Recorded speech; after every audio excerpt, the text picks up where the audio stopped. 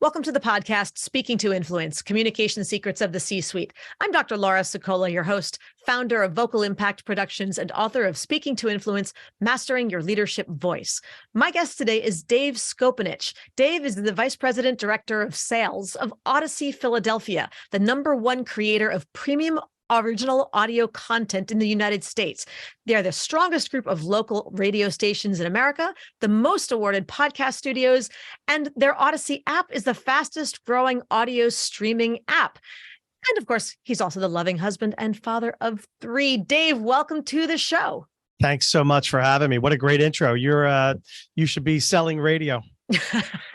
Well, if this podcasting thing doesn't work out, we'll see what I can do for you. It's good to know I've got a backup. Thank you so much for joining us on the show today. Tell us a little bit about you and Odyssey. What's your 30-second elevator pitch? Oh, no, wait a minute. Back up. Shame on me for missing something extremely important. First, tell us a fun fact. What is something that not many people know about Dave Scopinich? All right. Fun fact. I'll give you a couple of nuggets. I'm a roller coaster addict. Ooh. I love them. Go on as many as possible. And we've taken trips just for those. What's the biggest, best, most awesome roller coaster you've ever been on? I would say it's a tie. Okay. And they're both in one park, actually. This is okay. Now it sounds like I'm doing a commercial for Busch Gardens in Virginia. Okay. But I would say that Griffin is the most intense. Okay. And the tallest, probably best drop is Apollo's Chariot in Busch Gardens. I know I sound like I do not have, that's not a paid endorsement. There's no money being exchanged for that.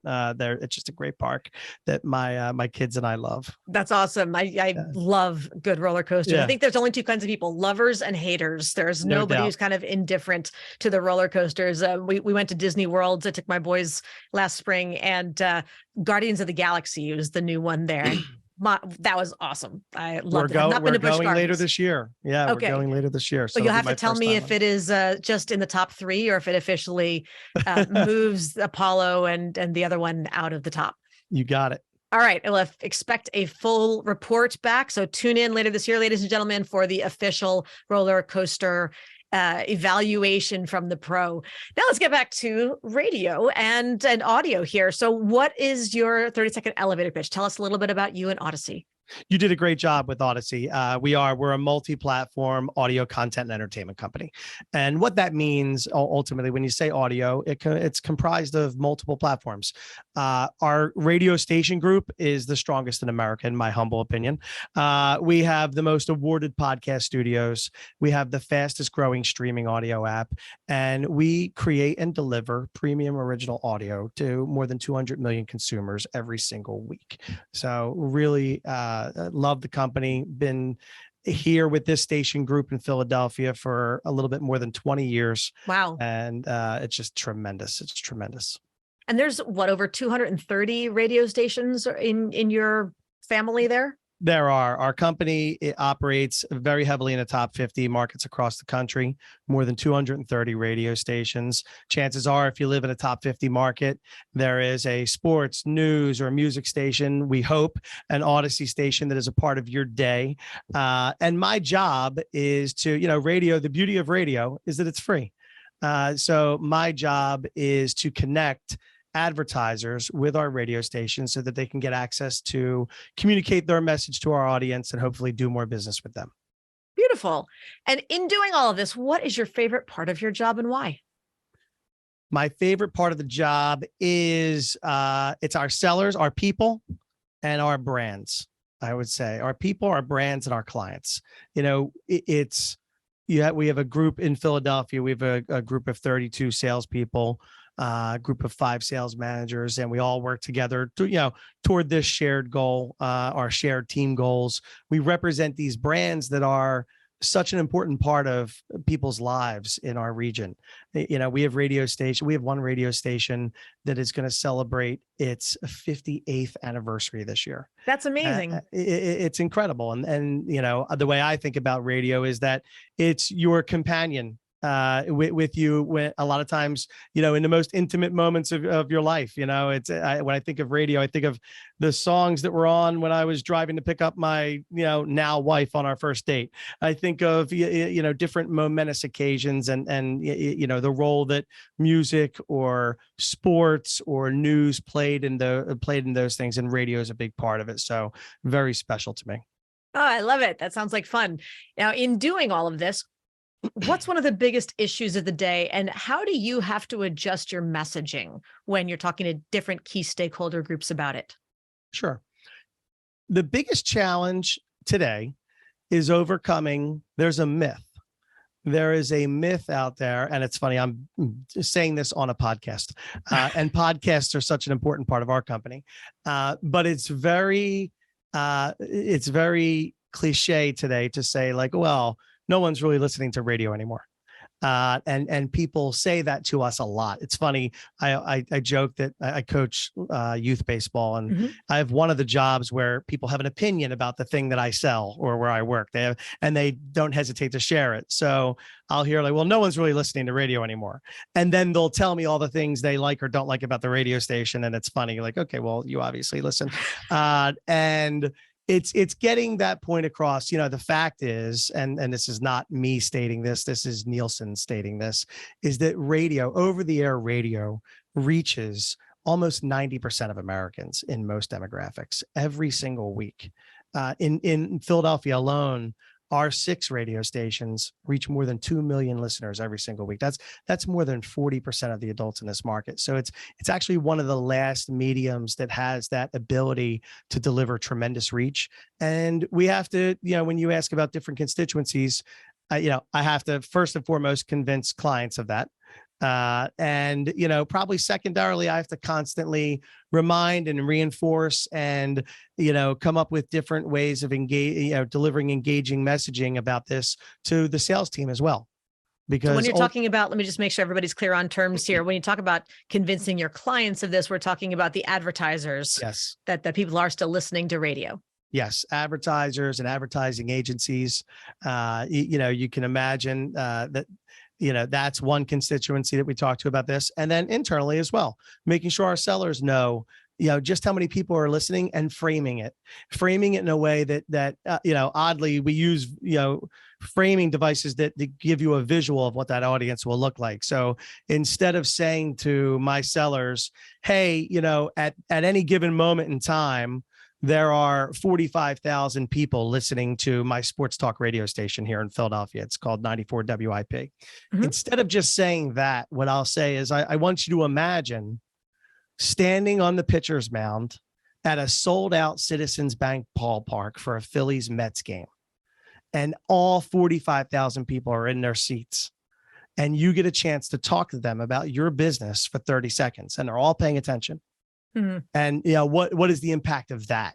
And when you get somebody to visualize the size of that audience, they come to value the audience a lot more, hopefully. Yeah, that's a great visual. The use of visuals in that space is so powerful to get an idea of scope, because when you talk about numbers and you're getting into tens of thousands, hundreds of thousands, millions, billions at that point, most people can't really wrap their heads around that. You're right. It just isn't something that they would ever see in their lives in person, whether it's, tens of thousands of people, tens of thousands of dollars, tens of thousands of, it's not a quantity anyone ever sees in its entirety all in one place. So to provide that visual, I think it just drives home the message so much more concretely. And, where we process words is different in the brain from where we process images like that. So it really is a chance to have your whole brain wrapping around it. Agreed, 100%. Now, in all of these audiences that you've had a chance to talk to, who's the toughest person you ever had to get through to, and how did you do it?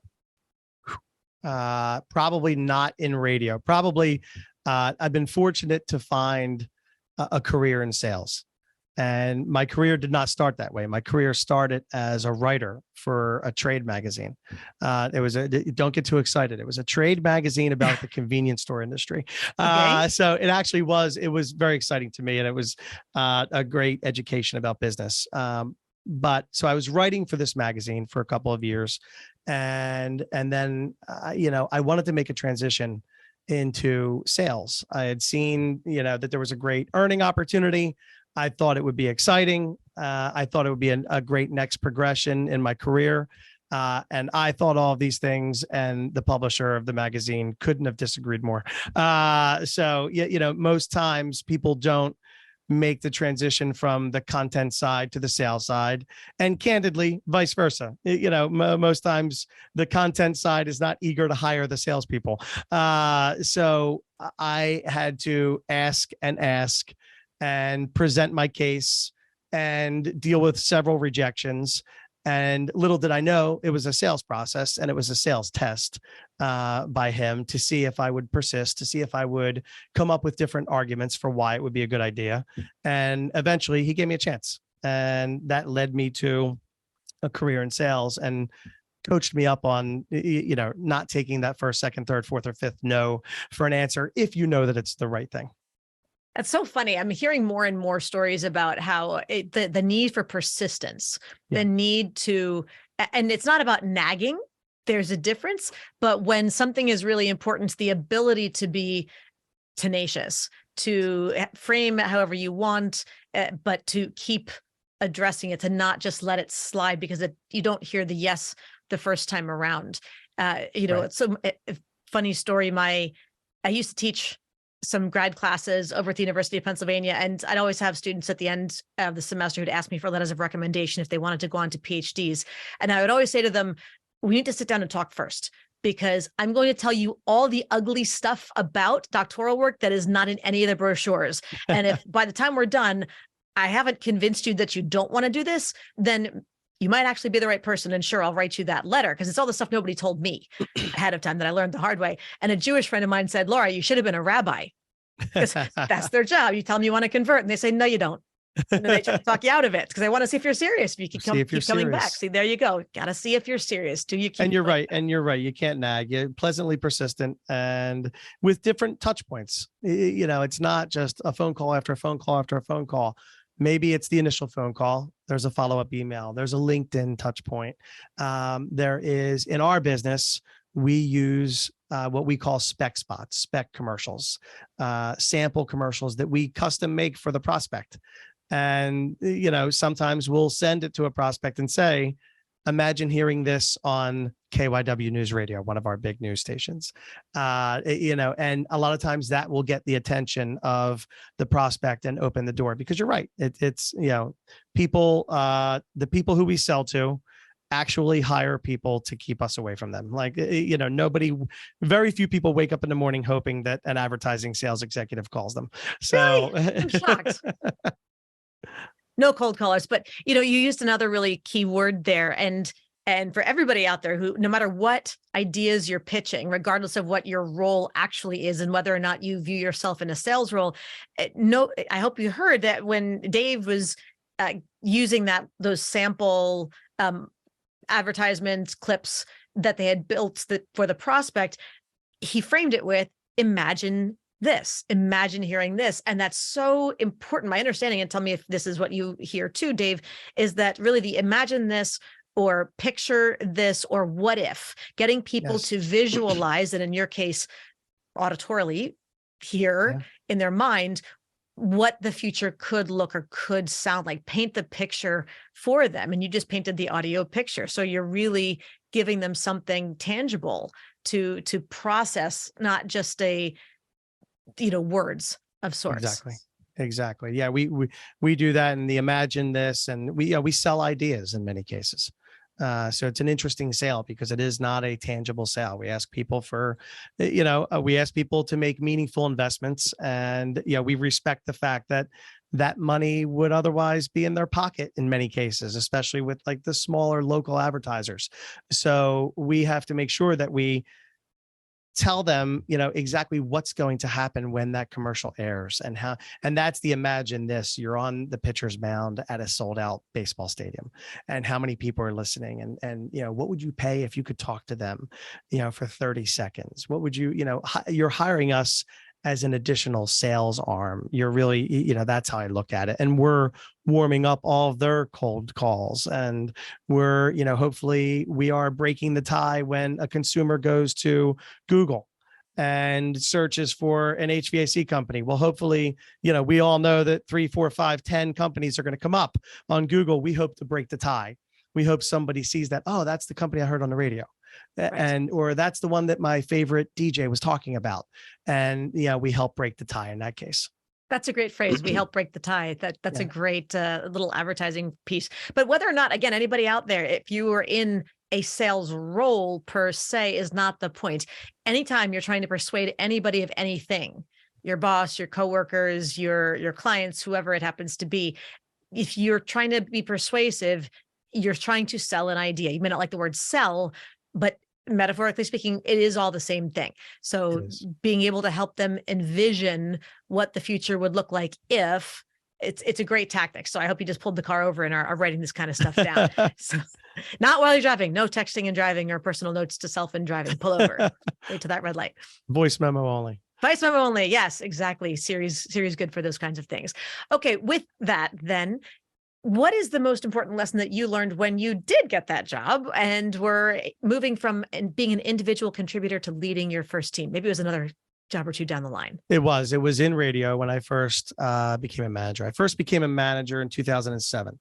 And the lesson I learned was a hard one, really, because I'd wanted to be a manager. And I had all these visions of what being a manager meant, most of which were wrong. If 2023 Dave could go back and talk, to my earlier self, I could have saved a lot of trouble, because the key isn't to be a manager. The key is to the moment of enlightenment for me was when I realized that my sellers were my clients. My job was the same as when I was a seller. When I was a seller, I wanted to take care of my clients. I wanted to keep them happy. I wanted to know everything about them. I wanted to help them grow their business. And I wanted to, I had to say no when it didn't work for the radio station. You have to have meaningful dialogue about that. But you can replace client with seller in everything I just said. And to me, that's the job of somebody who is in my role as a sales manager, essentially, that I need to keep my sellers happy. I need to know everything about them. I need to help them grow their business. I need to know what motivates them. I need to give them the imagine if. Imagine if we can put together, this program and what that's going to mean for your income. So we do a lot of that as well. And I think learning that the sellers became my new clients. I think that was the key moment to, doing a better job as a sales manager. Beautiful, beautiful. And having that influence, realizing who your direct clients and constituencies really are is, of course, step number one. And speaking of step number one, let's give everybody else one step to take. This brings us to our listener 24-hour influence challenge. So Dave, this is your opportunity to talk directly to our audience and challenge them to take one step that they can complete within 24 hours to have more influence. How would you like to challenge our listeners today? All right, can I steal something that I just learned a couple of months ago from someone else? I won't tell if you don't tell. Sure. All right, well, I'll tell everyone and I'll give him a plug.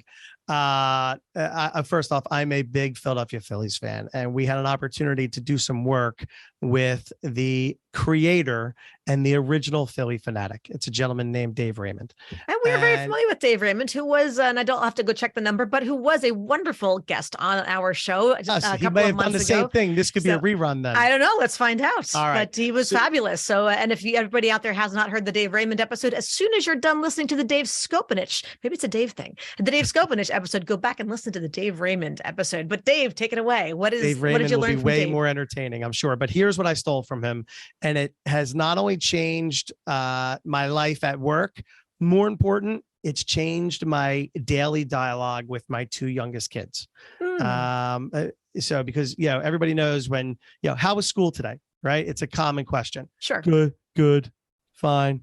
My two youngest are two teenage boys. So, they're not the most giving and expansive in their answers. Dave taught us we had him in to coach our team about the power of fun and the power of happiness. And he taught us the phrase, tell me something good. So when you see somebody, ask them to tell you something good. So it will make people pause. The most interesting thing is they'll pause because people aren't asked that question very often.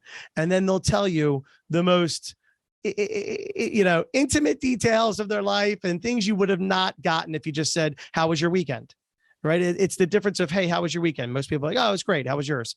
If you say, tell me something great about this weekend, they'll tell you something meaningful. And the same with my kids. They now tell me, and I've added questions, tell me something that bothered you today.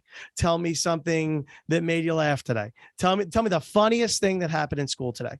Tell me, something good. And I would say that that's something everyone can do in the next 24 hours. Test it out. If you like it, you can keep it rolling. It has transitioned the beginning of every weekly sales meeting we do. We used to just go right into sales highlights. And it was great. We talked about the business successes of our team. Instead, now we start with tell me something good. And I go around the room and, probably a half dozen to 10 people. And you learn so many things. Oh, my cousin's getting married and I'm going out to Ohio for the weekend. Oh, my daughter-in-law just got a scholarship. Or, my daughter just got a scholarship. My daughter-in-law is pregnant, whatever it might be. You learn personal things. And I think that helps build culture and build relationships, which is especially important in our current work environment, that is more of a hybrid. You have to find ways to make sure that people are connecting on a personal level. I love it. I love it. So, Dave, tell me something good. Tell me something good. It's baseball season. And it's my favorite time of year. And my sons both have, it's something good, but something very stressful. My sons both have tryouts next week for teams. And we're now kicking into, all the workouts and everything that goes with that. And I get very excited at the beginning of baseball season, both for watching MLB and watching the Phillies, and more important, watching my sons play baseball. That's great. And see, look, everybody, this is the first, I don't believe that was Dave Raymond's related to his 24-hour influence challenge. But what is absolutely certain is that this is the first time that I believe I have ever tested a 24-hour influence challenge right there as it was levied by the guest himself. So thank you for being here. Made. Right here in this The pod studio. is a success. Everything else can be a failure and terrible after this, and we're good. We're good. The pods either way, but the at the very least, the listener 24-hour influence challenge works. Look at that. Look how much you've learned already. Terrific. Well, now we've talked about some successes that we've just had. How about the other end of the spectrum? Let's talk about some mistakes. What's a communication related mistake that you've made? And if you could have a do-over, what would it sound like? The most common mistake I make, and I still make it, when anyone who's listening to this who has made sales a career has to be okay with failing a lot. And a large percentage of your work and your effort results in nothing. And that's a maddening thing. I think when the most common mistake I make is when I talk too much about, in the beginning, I talk too much about Odyssey or our stations, or what I can do for that, what I can do for them. The real, when I'm doing my job well, I actually put the writer's hat on that in the beginning of my career, and I ask people questions and I listen. And, I remember I dig and probe and get information and make the meeting less about me and more about them. And then hopefully there's a path to me being able to convince the client that we can deliver value for him or her. And it's like any other relationship in life. I mean, it's, my wife would have not married me if on our first date, I just talked about me. So, you have to talk about the other person in personal life and business, and you have to find out what's important to them and how you can help them. So the problem is I don't always live up to that. And sometimes I talk too much about our stations, our brands, our existing clients, and it sounds too much like we're talking about ourselves, and we miss opportunities to learn things that could help us develop partnerships. And to balance that, I think, tell me if I'm wrong on this, Dave, but to the extent that there are people who do naturally gravitate toward that, especially if their mental pre-framing is something like, well, I don't like to talk about myself. and there's that little hesitation, self-consciousness or whatever. If you're someone who gravitates toward that, I don't like to talk about myself, you can actually overuse the questioning component too, because you don't want to just interrogate the other person. Right. It's nice that you can learn so much about them, but they do want to learn something about you too.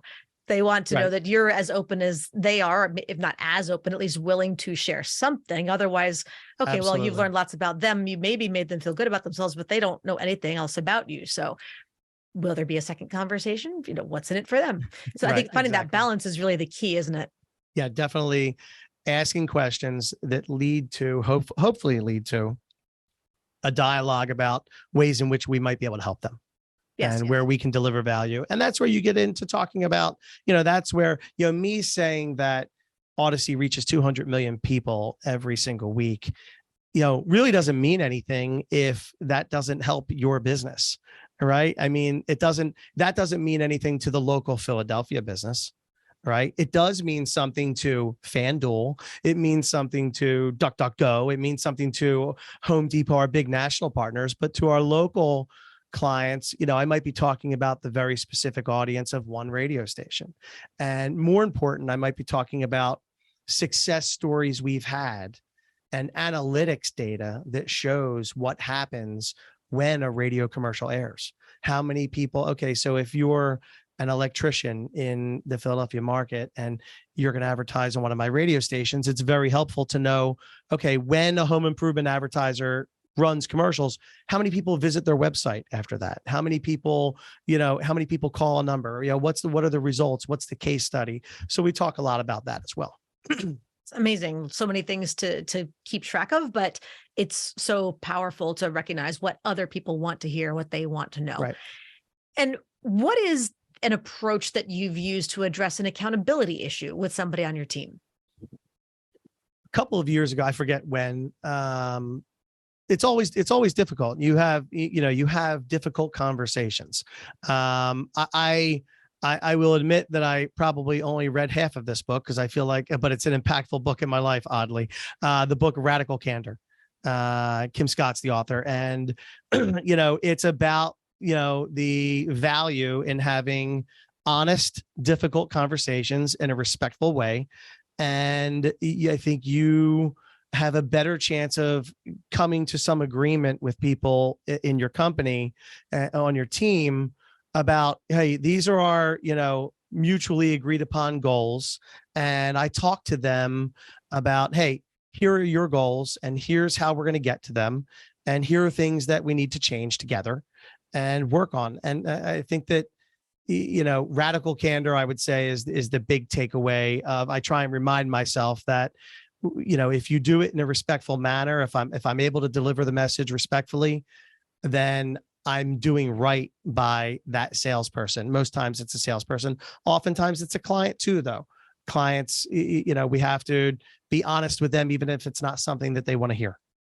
Well, and you gave a caveat that I think is really important to reiterate for people to be able to use this the suggestion effectively, because it's radical candor, but done respectfully. Yes. That radical candor itself does not mean unfiltered, just raw from the gut. If I tell you, I think that's the stupidest idea ever, or I think that you are utterly useless, your numbers are abysmal, this is not really going to be helpful. I mean, it may get the those person would not to leave. Be phrases we should use. Right? No, it may be what you're thinking, but you better think really carefully about what response you're hoping for when you approach that. So to let them know that they're, this is the third month in a row that their sales numbers are off, or that they're missing deadlines, or that there's some other kind of a challenge, that's fine. But to do so in a way that doesn't make them want to turn around and leave immediately or file complaints with HR or something else. So I think the best definition that I've heard of diplomacy or of tact was how Howard Newton said that tact or diplomacy is the art of making a point without making an enemy. That's a great quote. And I try and remember that I've been in this role for, almost 8 years now.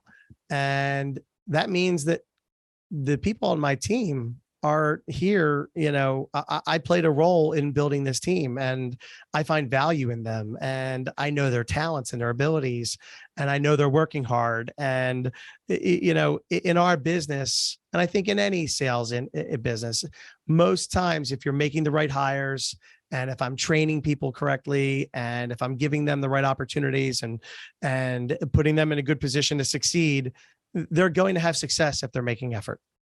And that's what we have to focus on in those discussions. Yes. Yes, completely. All right, Dave. Well, if somebody in Odyssey wanted to move up into a senior leadership role, aside from technical expertise, what's one skill they'd have to demonstrate to you and why? I would want to make sure that they can make decisions, that they don't just present their direct report with a problem, that they come with solutions. It might be one solution, it might be multiple solutions that might solve the problem. So I look for people who can make decisions, and my job is to, hopefully support their decisions, help them, execute properly. But I think decision-making and the ability to connect with people are to sell now. People don't answer their phones. They're not as readily available as they were pre-COVID. So getting in touch with people and finding a way to connect with people is an even greater skill than it was before, because people are tough to track down. So the ability to connect with people through multiple platforms. You have to find out if the client is the client a texter? Is the client somebody who you can, text message or call or email? What's going to be the best? Do they want you calling their cell phone? Do they want you stopping in and seeing them? You have to quickly ascertain that. So I would say decision-making ability and the ability to connect with people. When it comes to making decisions, I'm curious where is the line between individually making decisions versus collectively making decisions? If it's about getting the team to make decisions, getting buy-in, or just knowing that, no, if you run the show here, if the buck stops with you, that there's a time and a place for you to just say, here's what's going to happen. Is it one more than the other? On the most important decisions we make in our organization, I have a team of 5 sales managers who work with me, and they've all been with me a long time, and they all have my complete trust. So I go to them a lot and talk to them. I go to my mentor and my boss as well. Ultimately, he a lot of times is my final sounding board, because he's my coach, my mentor. He's also my boss, and my trusted colleague. I mean, I've been working with him for a couple of decades now. Wow. So we make decisions as a team, but that's the biggest and most important decisions. Our people, our sales managers and our sellers are empowered to make decisions. We give them the framework of information, but they're empowered to make decisions. And if somebody makes a wrong decision, which, let's use me as the example rather than me saying somebody else makes a decision. I've made plenty of wrong decisions, I'm sure this week. Right. And my manager, his job is to support me in those decisions publicly and coach me on how to make better decisions later, and do that privately. So I try and do the same thing, that, hey, look, this is a decision that I think if we had if we had this decision in front of us again, I'd like you to consider this option, but I'm going to support the decision you made because it keeps you empowered. I think that creates better leaders. My job is to make sure that if, a bus hits me on the way out of here, that, any of those 5 people can step into the role and our organization will continue to run smoothly. So we have to make sure that people are empowered to make decisions and that they know that even if there's a mistake, it's not the end of the world. I mean, it's an important business. We love our business. We take it very seriously, but if something goes wrong, we're very fortunate. Like, we're not surgeons. Sure. It's something that we can fix most problems. And that a lot of times that actually gives our clients an opportunity to see us at our best when we're to see how that we make up for a mistake, to see how somebody handles that situation. A lot of times that's what builds the most trusting and long-term relationships. Absolutely. Absolutely. You're human. And while they don't want there to be problems, the question is, can you rectify the situation whether the problem was your fault or otherwise, how do you handle it? And I think showing that you can step up when necessary is by far one of the greatest and most undervalued, frankly, under-recognized leadership skills. So thank you for sharing that with the group. And with that, also, thank you just for being on the show. I can't believe it, but our time is up. How can people learn more about you, Dave, and Odyssey? I am on LinkedIn, so Dave Scopinich. You can find me there. My email and my cell phone are both on there, and I love talking to people. It's my job, but I also love doing it. And then as for Odyssey, you can download the free Odyssey app. That's the best thing that you could do, is to download the app and explore. We have, just such valuable original audio content on there: news, sports, music that you'll love, podcasts, just so much content. And I'm really proud of it. I'm proud to represent the brand, and I love our radio stations and just what role we play in people's daily lives. A lot of times, one of the first things many people in this country do when they wake up is turn on some type of audio, and it's with them throughout most of the day. And I'm really proud of that. That's amazing. And I definitely am in that category. And I'm betting that an awful lot of listeners are out there too. And hopefully this episode is one of the first things that they tune into when they tune into their podcasts and other radio in the morning as they're getting ready to start the day.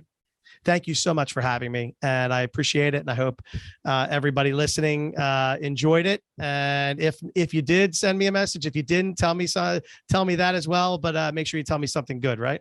Love it. Yes. Tell us both something good. Reach out. Let us know what hit you, what hit home, what your takeaways were. We always appreciate that feedback. If you haven't done so, of course, be sure to subscribe so that you never miss another episode, of course. And don't forget to give us a 5-star rating on Apple Podcasts, iTunes, Spotify, Stitcher, Odyssey, and everywhere else, so that we can help even more people increase their confidence, presence, and influence. And finally, if you want to download my free guide to equipment recommendations for virtual influence, including my picks for microphones, lights, and more, go to speakingtoinfluence.com. I'm Dr. Laura Sokola, and you're listening to Speaking to Influence, Communication Secrets of the C-Suite. Hi, everyone. This is Dr. Laura Sokola, and I want to sincerely thank you for listening to the Speaking to Influence podcast.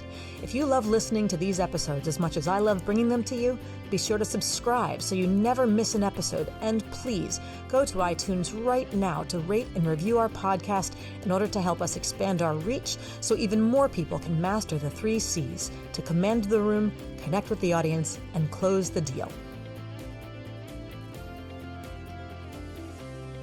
Thanks for listening to Speaking to Influence, Communication Secrets of the C-Suite, the show for leaders who want to speak with impact. The hosts, producers, owners, and media distributors of the show make no guarantees that the strategies and information discussed will result in profit or other success and may result in losses. The opinions and statements of the hosts and guests do not necessarily reflect the opinions of the owners, staff, managers, broadcasters, or sponsors of the show. No medical or psychological therapy or personal or professional wellness or relationship advice is offered in the show. You are advised to seek counsel on matters related to your health, family, relationships, job, or other business and legal matters from licensed advisors in those areas prior to making any changes in business or lifestyle. No information provided may be suitable in your situation. As always, take responsibility for the decisions and actions you take, including the reactions they may make in your work, family, health, and life.